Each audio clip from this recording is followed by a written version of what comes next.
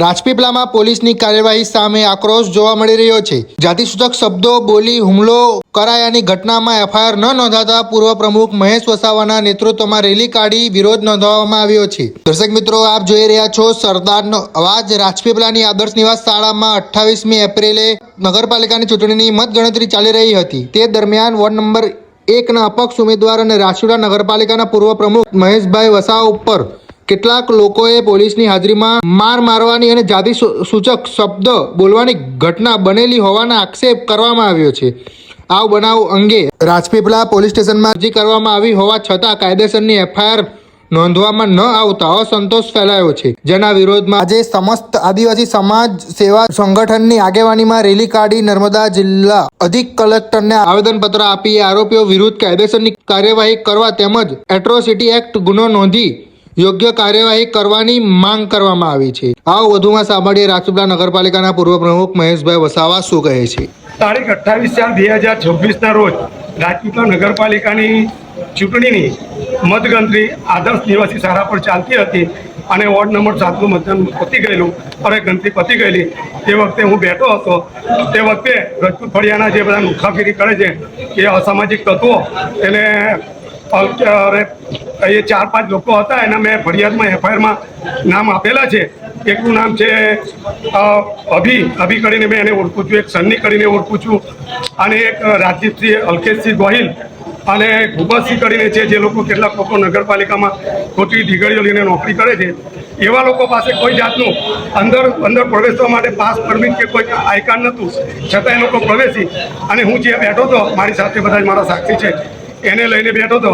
ત્યાં લોકો આવી ને મને મા બેન સમાની ગાળો બોલેલા આવ્યો છે અને જેવું તેવું બોલીને મને ધક્કો મારી પાડી દીધો હતો ને મને ઢીકાપાટુનો માર મારેલો।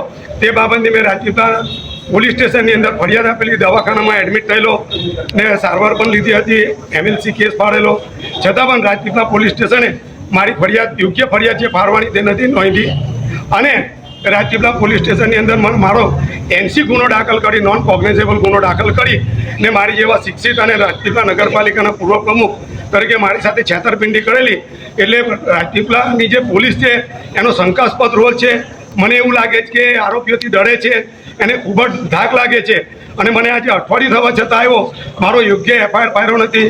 હું આદિજાતિ સમાજનો છું, મને જે મારી પર હુમલો થયો છે એટ્રોસિટી એક્ટની કલમ 3, 2, 5 એ મુજબ મારો ગુનો નોંધી અને એટ્રોસિટી એક્ટ હેઠળ એ લોકોએ ફરિયાદ દાખલ કરવી જોઈએ, પણ રાજપીપળા પોલીસ ફરિયાદોથી આરોપીઓથી બીએ છે અને હું ફરિયાદી હતો છતાં પણ કેટલાક પીઆઈ અને IAS ઓફિસરની કક્ષાના લોકો મને સમાધાન કરવાની મને દબાણ કરતા હતા। શરમજનક લાગે મને। એ ભારતીય ન્યાય સંહિતાનું અને લોકશાહીનું એ અપમાન કરી રહ્યા છે અને જેટલા પણ આરોપીઓ છે એ રાજપીપળા નગરપાલિકાને ખોટી ઢીગળીઓ લઈને રાજપીપળાની નોકરીઓ કરે, તાગરધીન ના કરે એવા લોકોથી આ લોકો બીએ છે અને મારી સાથે આજે રેલીમાં જેટલા પણ લોકો દેખાયા એને આ પોલીસ જેટલી ધાક ધમકી આપે છે મને ખબર પડી। ટૂંક સમયમાં એના નામ હાથે મેં જાહેર કરીશ અને એના અમે બી આવેદનપત્ર આપીશ। અમને ડરાવવા ધમકાવવાનું બંધ કરો, અમે ડરતા નહીં, અમે લોકશાહીના મસીહા છે। એટલે અમને બીવારોનું મહેરબાન કરીને રાજપીપળાની પોલીસને અને નર્મદા જિલ્લાની પોલીસને કહું કે અમને ડરાવવા ધમકાવવાનું બંધ કરજો ને આરોપીઓને છાવરવાનું બંધ કરો। અમારી ફરિયાદ તાત્કાલિક અસલ ફરિયાદ દાખલ કરો, એટ્રોસિટી એક્ટ દાખલ કરો અને આરોપીઓની તાત્કાલિક ધરપકડ કરો, નહીં તો આવનારા સમયની અંદર અમે જલદમાં જલદ આંદોલન આપીશું। એની હું આ મીડિયા સમક્ષ આ એક બુલંદ અવાજમાં એક ચેતવણી આપું છું। ચોખ્ખું જ કહી દઉં છું કે LCBના PI ચૌધરી સાહેબ રાજપીપળા પોલીસ સ્ટેશનમાં 2 કલાક સુધી મને સમજાવતા હતા કે તમે શા માટે એફઆઈઆર નોંધાવો, સમાધાન કરી દો, નાનું ગામ છે, આ ગામ છે, એવું કહેતા હતા। મેં એમને કીધું હતું કે તમને કોઈ 2 સમાજ મારે તો તમે સમાધાન કરવાના છો। એટલે આવા લોકો ખરેખર પોલીસની જે ભારતીય ન્યાય સંહિતાનો અમલ કરવાની જગ્યાએ ફરિયાદીઓને દબાવવાનું કામ કરે એ ખરેખર પોલીસ માટે શરમજનક બાબત છે। મહેશ વસાવા, પૂર્વ પ્રમુખ રાજપીપળા નગરપાલિકા।